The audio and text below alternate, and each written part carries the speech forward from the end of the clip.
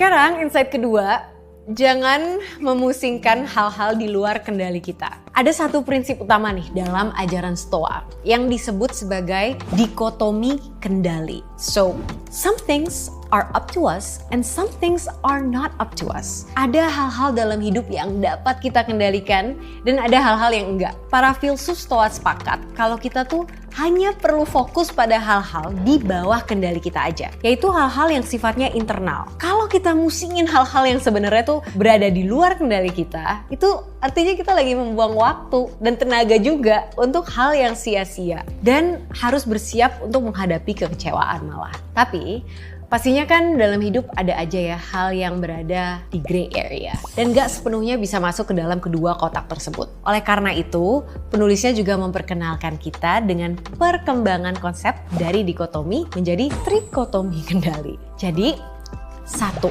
ada hal-hal yang bisa kita kendalikan sepenuhnya seperti opini dan pertimbangan pribadi, keinginan dan tujuan internal, pokoknya semua yang berpusat di dalam diri kita. Yang kedua, hal-hal yang gak bisa kita kendalikan sama sekali, kayak opini orang lain, cuaca, bencana alam, kondisi saat kita lahir, dan lain-lain. Dan hal-hal yang bisa kita kendalikan sebagian, contohnya hasil ujian di sekolah, karir, hubungan, dan lainnya. Nah, misalnya nih, kita lagi mau ada sidang skripsi. Kita kan pasti biasanya cemas dan gugup tuh. Aduh, nanti lulus nggak ya? Gimana kalau udah sneak killer nih? Coba deh, tenang dulu dan kita telaah lagi. Mana aja sih hal-hal yang perlu kita khawatirkan? Hal-hal seperti siapa dosen pengujinya, mood mereka gimana, laptop kita nanti tiba-tiba hang nggak ya, dan sebagainya. Itu adalah hal-hal yang di luar kendali kita. Jadi, ngapain gak ya kita pusingin? Karena gimana pun gak bisa kita apa-apain juga. Tapi ini bukannya kita pasrah aja ya sama keadaan. Karena kan ada hal-hal yang berada di bawah kendali kita. Dan bisa kita usahakan. Seperti menyiapkan materi dengan baik, istirahat yang cukup, nge-charge laptop sebelum presentasi, dan seterusnya. Sehingga nantinya hasil dari sidang tersebut adalah perpaduan dari hal-hal yang bisa kita kendalikan dan tidak bisa kita kendalikan.